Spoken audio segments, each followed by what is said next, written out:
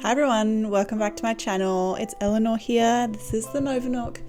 Welcome if you're new, welcome back if you've already seen my videos. Today we're doing a couple builds. So we're going to be building a painting area, and we're also going to be building a walkway area. So let's get started. So first of all, I'm doing this kind of painting filler area. I had this area in the corner right below the little clothing store and right next to the nursery that I built in a previous video.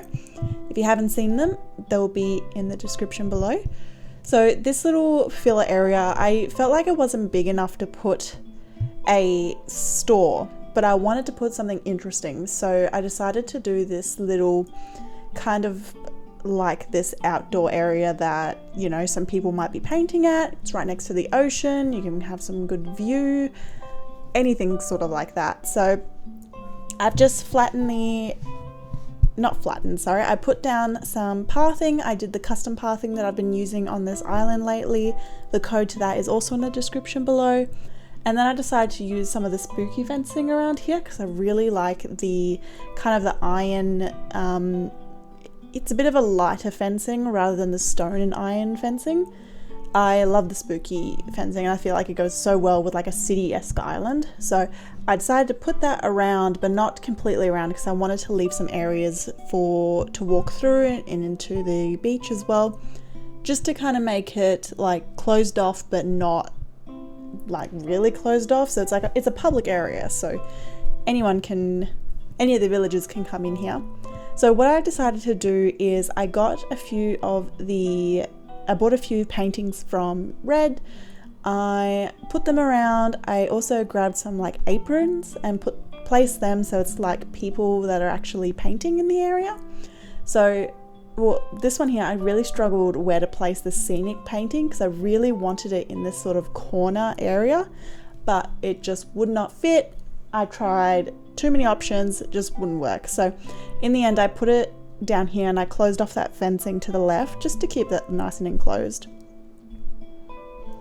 So I put the scenic painting down there, and I did put a couple stools, but I just weren't a fan of them, so I think I go back and change it to another piece of clothing.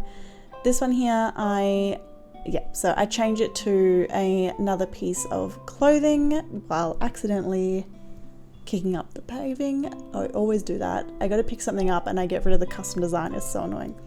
So I decided to put this apron here, and then I only had one of these wooden stools. Forgot to order another one. So I put that one there, and then I also filled in the area by this, it is a sewing box, but I thought it looked really cute, like a closed paint box. So I popped that in there, and then I also down the bottom here put just a flower bed. Just a simple flower bed, and I think I put some like a tulip next to it as well. I can't remember. It was facing the wrong way. I didn't like it. I like the tall flowers to be at the back. So just move that around, and that's pretty much this little painting area done. I didn't put a lot down here. I wanted it to be quite minimal. It's like just a public area that people would bring their own items to. Moving on, I wanted to do a really wide walkway going between the bookstore that's to the left, and then to the right I do build something which will be coming out next week. So I made it quite wide, filled it in with the in-game pathing, and then I go and fill it with the custom pathing that I had, the brick one that matches everything. So that's what I my vision. I've seen it a lot on Pinterest, and look, it's not copying really, it's just inspiration. I didn't fill it out quite as much as I've seen other people do. So I'm just placing a lot of the custom pathing now. Again, I've spoken about this previously, but I love this custom design. I think it is the perfect color for this type of island, and I'm so happy I found it. Like, it's beautiful. It's probably my favorite custom design I have found. Or in terms of like a custom path design. Yeah, love it. So I just kind of continue this area, I continue it down, and then I just fill it in. So I think it cuts to me filling it in. And then after this, I wanted to mimic the fencing on the other side as well. So I want to keep it, the vibe I'm going for with this island is, it's very different from my Jungle Core island, which I've just finished that series. So if you want to check that out, that is available on my channel, the full series. The Jungle Core island was very chaotic. It's like a organized chaos. This one I wanted to have quite a lot of structure. So lots of pathing, lots of symmetry, just really good structure to kind of make it look, yeah, just more organized, more of a city, more of a kind of town. So that's what I kind of went with. So I mimicked the fencing on either side. So yeah, it matches. And then I start to fill in the area. So I wanted to place these garden benches around. I think I placed 2 of them.